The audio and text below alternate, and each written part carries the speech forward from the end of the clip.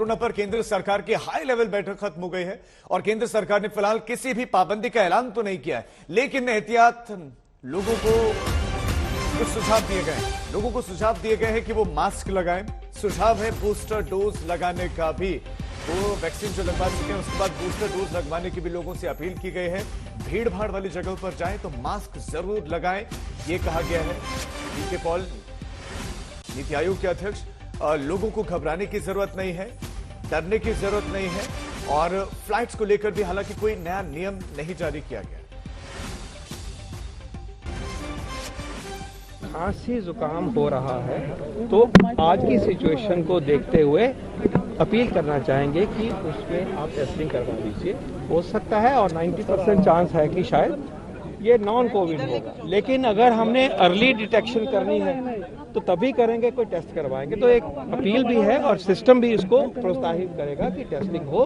Testing बढ़ेगी तो हमारा फुटप्रिंट ज्यादा होता है, प्रॉब्लम जो है वो डिटेक्ट होगी, उस वायरस का आइसोलेशन होगा, उस वायरस का जीनोम होगा, तो हमें पूरी ताकत मिलेगी और हमें समझ रहे कि हम किस तरफ बढ़ रहे हैं। प्रिकॉशन डोज सबको लगनी चाहिए, लेकिन लगी है सिर्फ 27-28%। तो हम अपील करेंगे कि प्रिकॉशन डोज जिसको नहीं लगी है वो ले लीजिए। ये भारत की पेंडेमिक रिस्पांस का एक पिलर है, पॉलिसी है, वैक्सीन अवेलेबल हैं, तो उसको तरफ जाइए। और पर्टिकुलरली जो हमारे सिटीजन्स, सीनियर सिटीजन्स हैं, वो कोई छूट गए हैं प्रिकॉशन डोज से, तो हमेशा की तरह जैसे हम पहले भी अपील करते थे कि उनका हमें ज्यादा ख्याल करना है। तो चीन में तो स्थिति डराने वाली है, लेकिन क्या भारत में इससे हमें डरने की जरूरत है?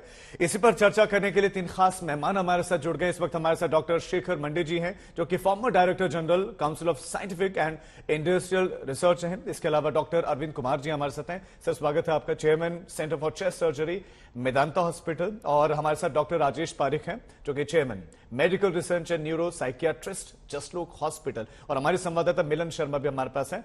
मिलन, सबसे पहले आप ही के पास आते हुए कि नीति आयोग के सदस्य कहते हैं कि एहतियात बरतने की जरूरत है, आपको फिर से मास्क लगाइए, बूस्टर डोज को लीजिए, लेकिन अंतर्राष्ट्रीय विदेशों से आने वाले यात्रियों के लिए कोई भी आप नियम नहीं जारी करते हैं, आरटी-पीसीआर टेस्ट या दूसरे कुछ भी आप नहीं करें, बस लोगों को कह रहे हैं कि आप एहतियात बरतिए।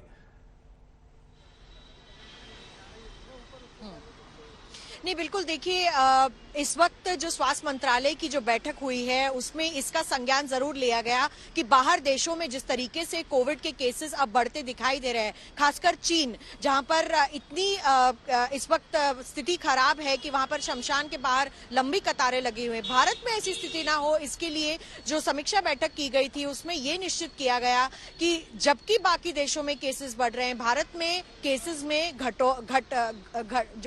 रहे हैं केसेस एक तरीके से, तो कमी दिखाई दे रही है केसेस की, लेकिन साथ ही साथ हमें एहतियात अभी भी बरतना जरूरी है। और इसी के चलते प्रिकॉशन डोज लेने की भी बात की जा रही है कि जिन लोगों ने नहीं लगाई है उन्हें भी प्रिकॉशन डोज लगानी चाहिए। हाँ, मास्क की आपने बात की तो निश्चित रूप से हम सब भूल गए हैं कि मास्क लगा के रखना चाहिए, सोशल डिस्टेंस मेंटेन करना चाहिए। और कई जगह पर जैसे रैलीज हो रही हैं या फिर शादियां हो रही है या पार्टियां हो रही है, वहां पर लोग मास्क का पालन नहीं कर रहे हैं। और हो सकता है जो चाइना में हो रहा है वो भारत में हो, और ऐसी स्थिति में फिर से लोगों को कोविड अप्रोप्रिएट बिहेवियर अपनाने के लिए भारत सरकार कह रही है। लेकिन हाँ, ये सही बात है कि अंतर्राष्ट्रीय हवाई अड्डों पर आरटी-पीसीआर की टेस्टिंग दोबारा से होनी चाहिए और सख्त तरीके से वहां पर जीनोम सीक्वेंसिंग जो पहले भारत कर रहा था उसको भी करने की जरूरत पड़ेगी। फिलहाल जो हमारे को पता चला है मंत्रालय की तरफ से कि इंटरनेशनल ट्रैवल के लिए कोई नई गाइडलाइन इस वक्त जारी नहीं की गई है। फिर प्रश्न यही उठता है ना कि एक तरफ आप इधर एहतियात बरतने के लिए कह रहे हैं, दूसरी तरफ आप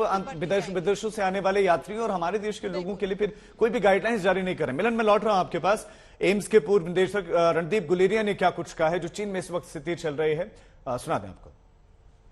मुकाबले हमारी सिचुएशन बहुत बेहतर है, लेकिन सतर्क रहने की जरूरत है, विजिलेंट रहने की जरूरत है, प्रॉपर सर्वेलेंस की जरूरत है कि कहीं पर भी केसेस अगर बढ़ रहे हैं तो हम उसको जल्दी से पिकअप कर लें और वहां पे टेस्टिंग कर लें, जिससे ये पता चल जाए कि कोई नया वेरिएंट तो नहीं आ रहा और हम उसको आगे फैलने ना दें। तो हमारी सिचुएशन चाइना के हिसाब से अलग है, बेहतर है, लेकिन इसका ये मतलब नहीं कि हम बिल्कुल कुछ ना करें। विजिलेंट रहना ज़रूरी है। Better to be over prepared rather than under prepared. इसलिए हमें पूरी तरह से genome surveillance, COVID appropriate behaviour और वैक्सीनेशन तीनों चीज़ों पे फोकस देने की ज़रूरत है। एक्सपर्ट्स यही कह रहे हैं कि आपको सावधानी बरतनी होगी, आपको पहले ही एहतियात बरतने होंगे। डॉक्टर शेखर, पहला सवाल आप ही से ही। सर, चीन में विकराल स्थिति हमको नजर आ रही है, लेकिन हमें यह भी नहीं पता कि वहां पर कोविड का कौन सा वेरिएंट है और हम उस वेरिएंट के लिहाज से कितने तैयार हैं। तो क्या ऐसे में हमें डरने की जरूरत है? नहीं, मैं समझता हूं कि घबराहट फैलने की कोई जरूरत नहीं है। सतर्क जरूर रहना चाहिए, जैसे कि डॉक्टर गुलेरिया ने भी कहा। और वेरिएंट का जब तक मामला आता है, अगर नया वेरिएंट भी हो, तो हमारे देश में टीकाकरण काफी अच्छी तरह हुआ है। 2.2 बिलियन डोसेज हो चुके हैं और काफी सारे लोगों ने बूस्टर भी लिया हुआ है। इसलिए बहुत ज्यादा चिंता करने की जरूरत नहीं है। कोविड एप्रोप्रिएट बिहेवियर और थोड़ा सतर्क रहे, जैसे जीनोम सीक्वेंसिंग सरकार ने ऑलरेडी कहा है, ये अगर करे तो मेरे ख्याल से हमारी स्थिति काफी अलग है चीन से। इसलिए घबराहट करने की कोई जरूरत नहीं है। आप कह रहे हैं कि डरने की जरूरत नहीं है। डॉक्टर अरविंद, क्या वाकई डरने की जरूरत नहीं? लेकिन प्रश्न यहां पर यह है, माना कि वैक्सीन हमारे देश में बड़ी आबादी को लग चुकी है, अब बूस्टर डोज की तरफ हमें, लेकिन वैक्सीन तो चीन में भी लगी है, तो क्या उनकी वैक्सीन निष्प्रभावी है, वो इतनी इफेक्टिव नहीं है, इसलिए वहां पर केसेस बढ़ रहे हैं और विदेशों में तुलनात्मक कम है चीन के अलावा? देखिए, इंडिया और चाइना में दो बहुत फंडामेंटल डिफरेंसेस थे। एक बात तो कि जो उनकी वैक्सीन लगी है उसकी इफेक्टिवनेस पूरे विश्व ने डाउट की है। और मैं आपसे शेयर करूं कि जो सबसे पहला कंट्री था आउटसाइड चाइना, दुबई, जिसने भारी मात्रा में उनकी वैक्सीन इंपोर्ट करके लगवाई थी, बाद में जब उन्हें उसकी इनइफेक्टिवनेस के बारे में पता लगा तो उन्होंने अपनी सारी पॉपुलेशन को किसी दूसरी वैक्सीन से वैक्सीनेट कराया, क्योंकि वो चाइनीज वैक्सीन की इफेक्टिवनेस को डाउट कर रहे थे। तो पहली बात तो उसकी इफेक्टिवनेस क्वेश्चनेबल है। नंबर 2, वो वैक्सीन भी चाइना में बहुत कम लोगों को लगी है और खासकर से जो हाई वल्नरेबल ग्रुप्स होते हैं उनको तो बहुत ही कम मात्रा में लगी है। और तीसरी चीज जो इंडिया से बहुत डिफरेंस है कि चाइना ने जीरो कोविड पॉलिसी फॉलो की थी, जबकि हमारे यहां चीजें ओपन हो गई थी। आपको याद होगा जब ओमिक्रॉन वेरिएंट आया था तो उस समय बहुत सारी भारी मात्रा में पॉपुलेशन को ये इन्फेक्शन हुआ था, जिससे एक large percentage of Indian population में नेचुरल इन्फेक्शन की वजह से इम्यूनिटी है प्लस वैक्सीन की वजह से इम्यूनिटी है। तो हमारे पास ये हाइब्रिड इम्यूनिटी है। उनके यहां नेचुरल इन्फेक्शन भी होने नहीं दिए गए और अब अचानक पूरे चाइना को खोल दिया गया, जो एक बहुत ही लॉपसाइडेड स्टेप था। और उससे पहले उनकी वैक्सीन इनइफेक्टिव थी और वो भी थोड़े लोगों को लगी है। तो जहां तक पॉपुलेशन इम्यूनिटी का सवाल है, आई थिंक चाइनीज और इंडियन पॉपुलेशन में एक बहुत भारी डिफरेंस है। आप बता रहे हैं कि बहुत अंतर है। वर्ड ऑफ क्वेश्चन, आप बता रहे हैं कि अंतर है। सर, मैं लौट रहा हूं आपके पास। डॉक्टर राजेश, क्या आप डॉक्टर अरविंद की बातों से अग्री करते हैं कि हम तुलनात्मक इम्यून हैं और हाइब्रिड एक तरीके से इम्यूनिटी मिली हुई, लेकिन सर मास्क बड़ी मुश्किल से छूटा था, लोग बड़े परेशान हो गए थे और जल्दी मास्क की तरफ वापस लोग जाना नहीं चाहते हैं, लेकिन क्या आप समझ रहे हैं, आपको ऐसा लग रहा है चीन को देखते हुए कि एक बार फिर से उस दिशा में हम आगे बढ़ रहे हैं मास्क की तरफ? हाँ, बिल्कुल। लेकिन आपका पहला सवाल था कि डॉक्टर अरविंद जो बोल रहे हैं उसको मैं मानता हूं, बिल्कुल मान रहा हूं। It's absolutely correct. 3 प्रॉब्लम है। चाइना में वैक्सीन नेशनलिज्म था, तो उन्होंने सिर्फ उनका वैक्सीन इस्तेमाल किया और वो वैक्सीन उतना अच्छा नहीं था।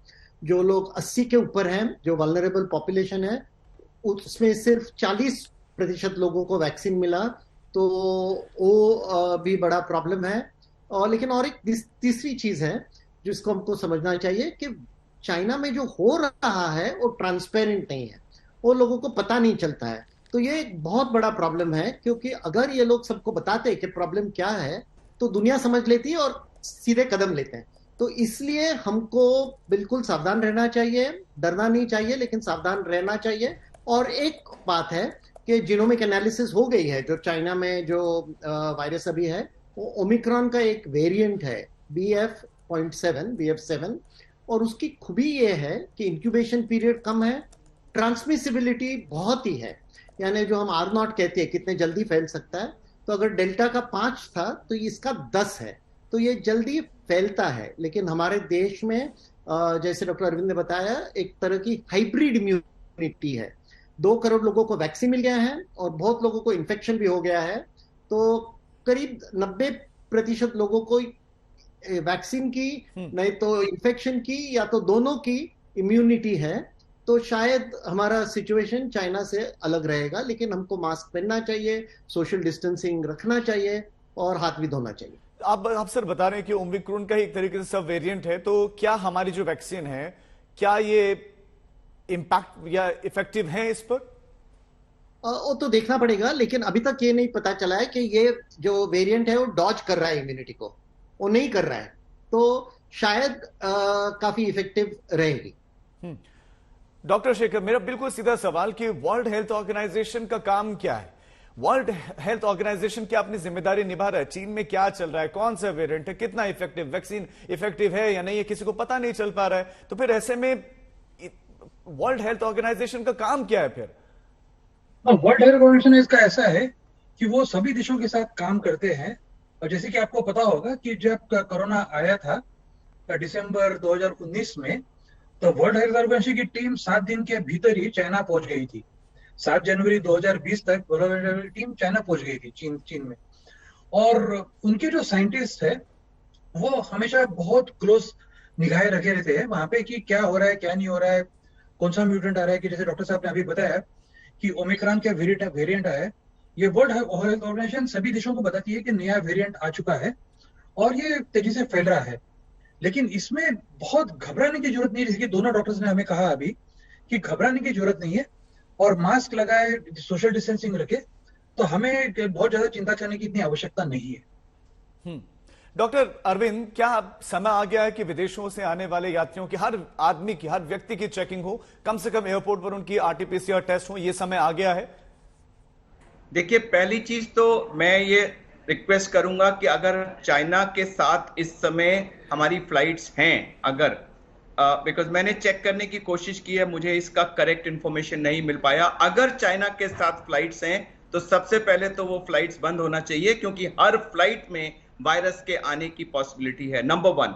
Number 2, USA, Japan, Korea, Brazil, ये 4 और देश हैं चाइना के अलावा जहां नंबर्स तेजी से बढ़ रहे हैं। तो उन कंट्रीज से जो आने वाली फ्लाइट्स हैं, उन पैसेंजर्स की टेम्परेचर की चेकिंग, और अगर कोई भी डाउट हो तो उनका टेस्टिंग एयरपोर्ट पर ही उनको जाने से पहले। यह एक आज की तारीख में एक्सट्रीम स्टेप लग सकता है, लेकिन जितना भयानक मंजर हम पिछली बार देख चुके हैं उसको अवॉइड करने के लिए मुझे लगता है ये ओवर रिएक्शन नहीं होगी, ये प्रॉपर रिएक्शन होगी। और तीसरी, मैं पब्लिक से सबसे अनुरोध करूंगा कि मास्क लगाना, और जहां तक संभव हो भीड़ को, अगर 1 आध महीने के लिए, हमने 2 साल ये झेला है, हम सब एग्री करते हैं कि लोग बोर हो गए हैं, लेकिन जब ये खतरा है तो इस समय पब्लिक बिना गवर्नमेंट के प्रेशर के अगर अपने आप कोविड एप्रोप्रिएट बिहेवियर को फिर से शुरू कर दे तो वो भी मेरे हिसाब से एक बहुत पॉजिटिव स्टेप होगा। तो ये 3-4 स्टेप ही आज लिए जाने की जरूरत है। अगले हफ्ते 2 हफ्ते में जैसे जैसे सिचुएशन अनफोल्ड होगी, इसको ऊपर या नीचे किया जा सकता है। कोरोना को लेकर सियासत भी खूब हो रही है। स्वास्थ्य मंत्री मनसुख मांडविया ने भारत जोड़ो यात्रा में कोरोना की गाइडलाइंस के पालन के लिए राहुल गांधी को चिट्ठी लिखी, तो अब कांग्रेस आग बबूला हो गई है।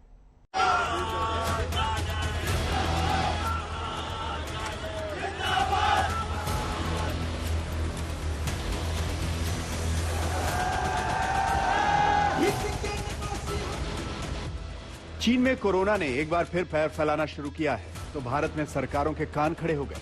स्वास्थ्य मंत्री ने बैठक की और एहतियात बरतने के निर्देश दिए। साथ ही स्वास्थ्य मंत्री ने भारत जोड़ो यात्रा को लेकर राहुल गांधी और राजस्थान के मुख्यमंत्री को चिट्ठी लिख दी है। स्वास्थ्य मंत्री ने चिट्ठी में लिखा है, भारत जोड़ो यात्रा के दौरान कोविड गाइडलाइंस का सख्ती से पालन हो, साथ ही मास्क और सैनिटाइजर का उपयोग किया जाए। चिट्ठी में यह भी लिखा गया है कि यात्रा में सिर्फ वही लोग शामिल हों जिन्होंने वैक्सीन ले रखी हो। चिट्ठी में सलाह दी गई है कि यात्रा में जुड़ने से पहले और बाद में यात्री आइसोलेट हो। आखिर में यह भी लिखा गया कि प्रोटोकॉल पालन करना संभव ना हो तो यात्रा को स्थगित कर दें। सवाल ये खड़ा होता है, क्या एक परिवार सब प्रोटोकॉल से ऊपर है? ये तो मैं मान सकता हूं कि आज भी गांधी परिवार में कांग्रेस के राष्ट्रीय अध्यक्ष को ज़्यादा एक परिवार को मान्यता मिलती है, लेकिन देश का प्रोटोकॉल, कोविड का प्रोटोकॉल तो उनको फॉलो करना पड़ेगा। आखिर क्या कारण है कि आज भी एक पार्टी, एक राजनीतिक दल, एक परिवार तक अपने आप को सीमित रखता है और उसके लिए सारे प्रोटोकॉल तोड़ने के लिए भी तैयार होता है। स्वास्थ्य मंत्री की चिट्ठी पर कांग्रेस आग बबूला हो गई। राजस्थान के सीएम अशोक गहलोत ने कहा कि बीजेपी कोरोना कर रही है क्योंकि उसे राहुल गांधी की भारत जोड़ो यात्रा से डर लग रहा है। आप ये सब प्रिकॉशन कीजिएगा, मास्क की डिस्टेंसिंग की भी, क्वारंटाइन करने की भी। ये बौखलाहट का एक बड़ा नमूना सामने आया देश के सामने। मेरे ख्याल से यात्रा शुरू होने के बाद में पहला पत्र आया होगा केंद्रीय मंत्री का, तो आप सोच सकते हो कि कितनी घबराई हुई है केंद्र सरकार। भारत जोड़ो यात्रा में कोविड गाइडलाइंस के पालन की नसीहत के बाद कांग्रेस ने बीजेपी से पूछा कि क्या नियमों का उल्लंघन सिर्फ राहुल गांधी की पदयात्रा में हो रहा है। ये डर के मारे ये आम लोगों की निगाह भटकाने के लिए बौखलाए हुए बीजेपी पार्टी ये तरह तरह की सारे सवाल उठा रहे हैं। बीजेपी पार्टी को ये कहना चाहता हूँ, गुजरात में जब चुनाव हुई थी, मोदी जी घर घर गए थे, क्या मास्क लगा के, क्या लोगों को सारे प्रोटोकॉल मानते हुए गए थे? कोरोना ने एक बार फिर से चीन की नींद उड़ा दी है और दुनिया ने देखा है कि जानलेवा बीमारी के वेरिएंट को दूसरे देशों में पहुंचने में वक्त नहीं लगता। लिहाजा कोरोना पर सियासत नहीं, एहतियात की जरूरत है। दिल्ली से मिलन शर्मा के साथ आज तक ब्यूरो। भारत जोड़ो यात्रा को लेकर राहुल गांधी को स्वास्थ्य मंत्री ने चिट्ठी क्या लिखी। राजस्थान के एक सांसद ने राजस्थान में चल रही एक यात्रा को लेकर केंद्र सरकार को अलर्ट दरअसल जारी किया था।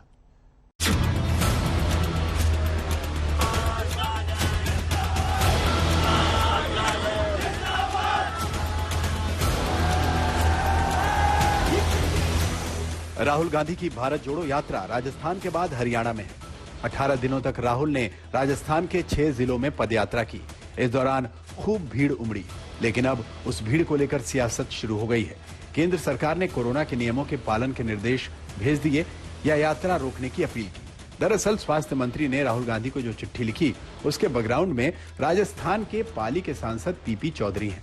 उन्होंने हिमाचल प्रदेश के सीएम के कोरोना का हवाला देकर केंद्र सरकार को चिट्ठी लिखी थी। आपने ये चिट्ठी की?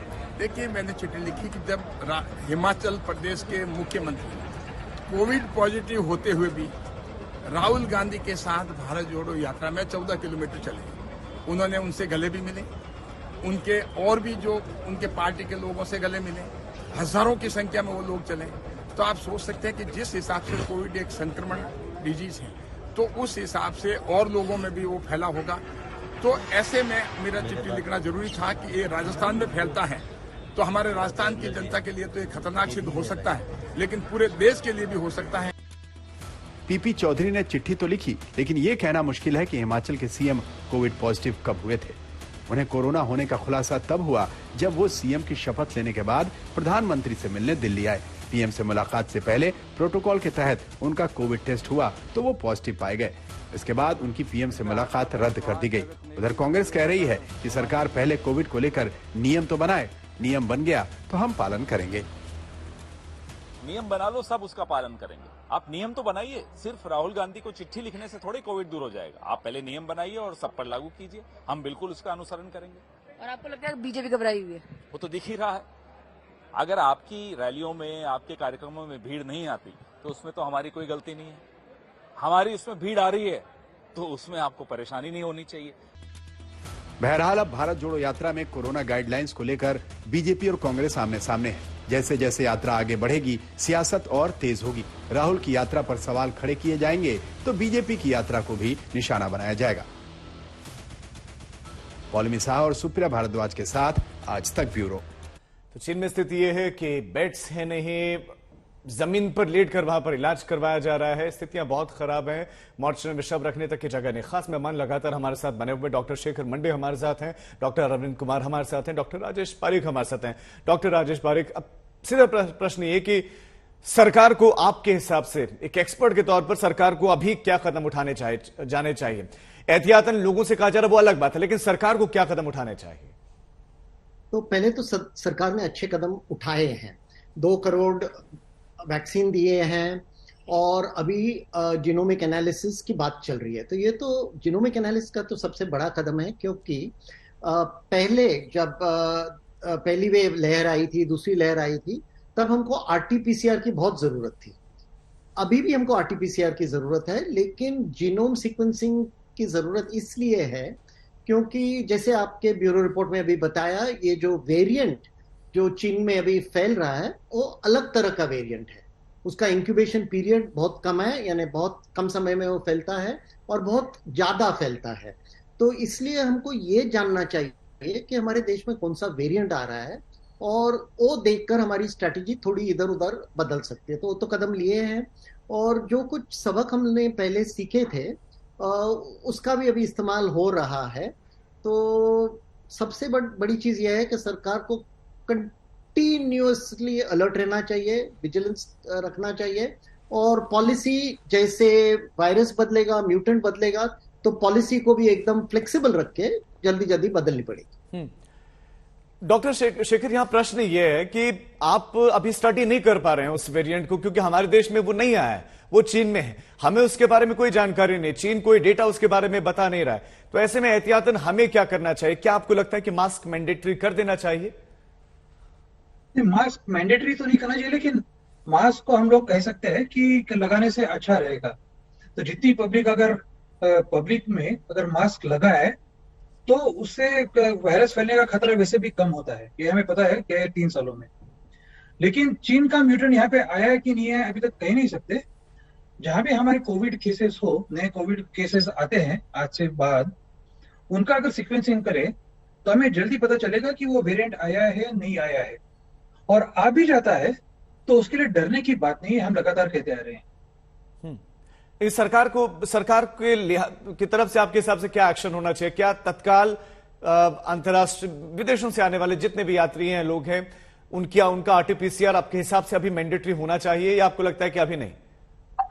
आरटीपीसीआर तो जरूर होना चाहिए एयरपोर्ट में, लेकिन फ्लाइट्स आनी चाहिए या नहीं आनी चाहिए, या किसी पर्टिकुलर देश से फ्लाइट अगर बंद करे, इसमें नहीं मैं मानता हूं। क्योंकि अगर म्यूटेंट आना हो हमारे देश में तो कहीं ना कहीं से जरूर आ ही जाएगा। लेकिन अगर आरटीपीसीआर करे तो हमें पता चलेगा कि हमारे देश में जो लोग आ रहे हैं उनको आइसोलेट करके, जो पहले से रही है हमारी स्ट्रेटेजी की टेस्टिंग एंड ट्रैकिंग की, कि जिन लोगों को कोविड से ग्रस्त हो जाते हैं उनको हम लोग इमीडिएटली आइसोलेट कर देते हैं।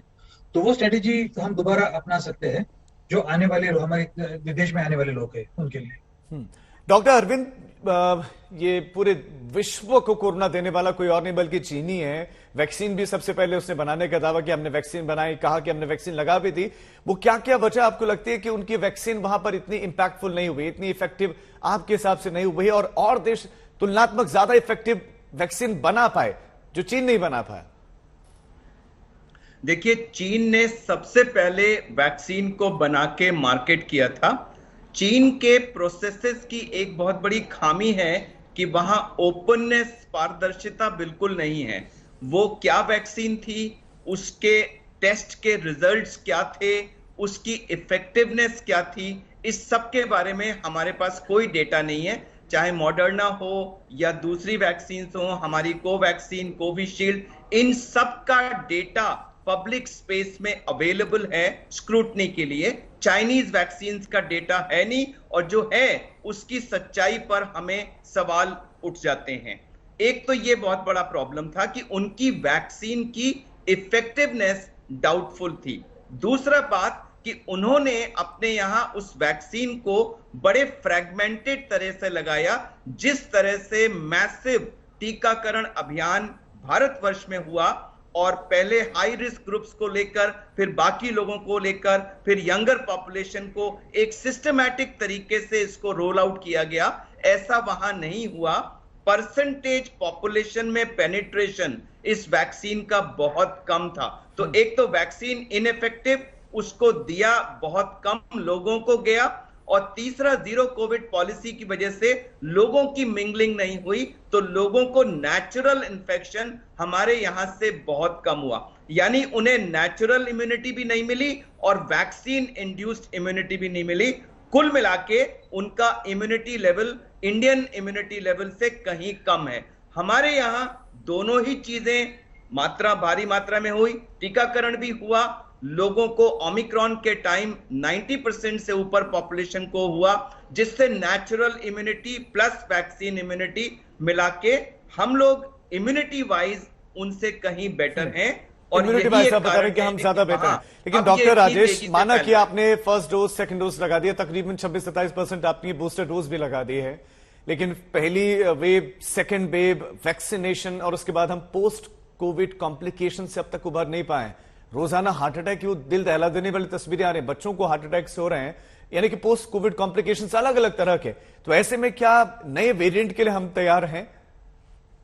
देखिए, ये लॉन्ग कोविड जो है इसके बारे में अभी हमारी नॉलेज बढ़ रही है, लेकिन लॉन्ग कोविड काफी लोगों को हो रही है। एस्टिमेट्स है कि 30 लाख लोगों को दुनिया में ऑलरेडी हो चुकी है और हम हॉस्पिटल में भी ये सब पेशेंट्स देख रहे हैं जिनको लॉन्ग कोविड हो रहा है। लेकिन एक मेरे को आपको ऐड करना है, डॉक्टर अरविंद ने अच्छी तरह से हमको एक्सप्लेन किया और वैक्सीन का क्या प्रॉब्लम है। लेकिन जब हमने वैक्सीन पे किताब लिखी थी जनवरी 2021 में, एक पूरी किताब वैक्सीन पे लिखी थी, तो उसमें हमने लिखा था कि चाइना में 2 वैक्सीन का ट्रायल हो रहा था और वो ट्रायल ही गलती का था पहले से। पहले तो जो कंपनी के एम्प्लॉइज थे उनको पकड़कर उन्होंने ट्रायल में लगाया था, कुछ इन्फॉर्म्ड कंसेंट कुछ नहीं था। दूसरा, ये 2 वैक्सीन का डेटा कंफ्यूजिंग था, वो मिक्स हो रहा था। तो लोगों ने बताया था कि भैया आपने ये तो एक वैक्सीन का डेटा बताया है, वही डेटा आप दूसरे वैक्सीन में डाल रहे हो। तो उनका पूरा प्रोसेस पहले से ही गलती का था। उसके ऊपर उन्होंने बहुत सीक्रेसी लिखी थी, यानी किसी को नॉलेज नहीं था। तो वो जो वैक्सीन का प्रॉब्लम उन्होंने किया था उसके वजह से ये आ रहा है और ये वापस अभी फैल रहा है। ऑलरेडी यूएस में गया है, ब्राजील में गया है, बेल्जियम में गया है, ऑस्ट्रेलिया में गया है और मुझे लगता है शायद हमारे देश में आ भी गया होगा। लेकिन जब जीनोमिक सीक्वेंसिंग होगा तब हमको पता चलेगा। तो ये बड़ा प्रॉब्लम है। लॉन्ग कोविड जिसके बारे में आप पूछ रहे हैं वो हमको सिर्फ अभी 1 साल 1.5 साल के बाद पता चलेगा। लेकिन अगर हम अभी जीनोमिक सीक्वेंसिंग करेंगे तो हमको पता चलेगा कि वो लॉन्ग कोविड का कॉम्प्लिकेशन ये म्यूटेंट वायरस का है या पहले वाले जो ओमिक्रॉन के म्यूटेंट आए थे उसका है। डॉक्टर शेखर, आपके हिसाब से अभी लोगों को क्या क्या करना चाहिए? क्या डाइट अच्छी रखनी चाहिए उनको? कोविड से बचने के तमाम एहतियात उनको बरतने चाहिए? सोशल डिस्टेंसिंग का पालन करना चाहिए? तो तमाम कोविड प्रोटोकॉल्स का उनको लगातार पालन करना होगा, तभी बचे रहेंगे। अरे कि कोविड से बचने के 2 बहुत अच्छे तरीके हैं। एक तो जो टीका जरूर लगाए, जो हो चुका है, जैसे कि कहा गया है कि 2.2 बिलियन डोसेस हमारे देश में लग चुके हैं, तो वो एक बहुत अच्छा कवरेज है। दूसरा तरीका ये है कि लगातार मास्क पहने रहें बाहर में, पर्टिकुलरली पब्लिक प्लेसेस में, ताकि कोविड जो है वो हवा से फैलता है। जिस तरह उभर कर आया गए साल में एक एविडेंस कि ज्यादातर कोविड एरोसॉल के माध्यम से फैलता है। इसलिए अगर घर के अंदर भी रहे तो घर के अंदर का अगर वेंटिलेशन अच्छा रखे हम लोग, और बाहर जाए तो बाहर तो खुली हवा होती है, तो वहां पे अगर मास्क पहने रहे बाहर में तो फिर कोविड फैलने का जो संभावना होती है वो कम होती है। तो घर के भीतर अच्छा वेंटिलेशन रखे और घर के बाहर जितना हो सके उतना मास्क पहने, और जहां जहां पे लोगों की भीड़ हो वहां ज्यादातर ना जाए। अगर भीड़ करने की अगर कम कोशिश करे तो वो ज्यादा अच्छा रहेगा जी। तो ये सब मिला के अगर हम लोग करें तो हो सकता है यानी कि एक बार फिर से सभी को सर मास्क को अपना साथी बना लेना चाहिए। डॉक्टर शेखर, डॉक्टर अरविंद और डॉक्टर राजेश, आप तीनों का बहुत शुक्रिया हमारे साथ जुड़ने के लिए, इस इंफॉर्मेशन को साझा करने के लिए। तो चीन, वो चीन जिसने कोरोना को जन्म दिया, पूरे विश्व भर में फैलाया, पूरा विश्व भर चीन से पहले उभर गया, लेकिन एक बार फिर से एक नया वेरिएंट जो कि फिर से चीन में है और चीन के लोगों की हालत बहुत खराब है और एक बार फिर से उसी संक्रमण का विश्व भर में फैलने का खतरा है। यही डर भारत को भी है कि कहीं एक बार फिर से ये वेरिएंट भारत में ना आ जाए। इसीलिए सरकार कह रही है कि एहतियात बरतें, मास्क लगाए रखें, कोविड प्रोटोकॉल का पालन करें। हम जबरदस्ती नहीं कह रहे हैं, कोई मैंडेटरी नहीं, अनिवार्य नहीं है, लेकिन अपने स्तर पर प्रयास करें।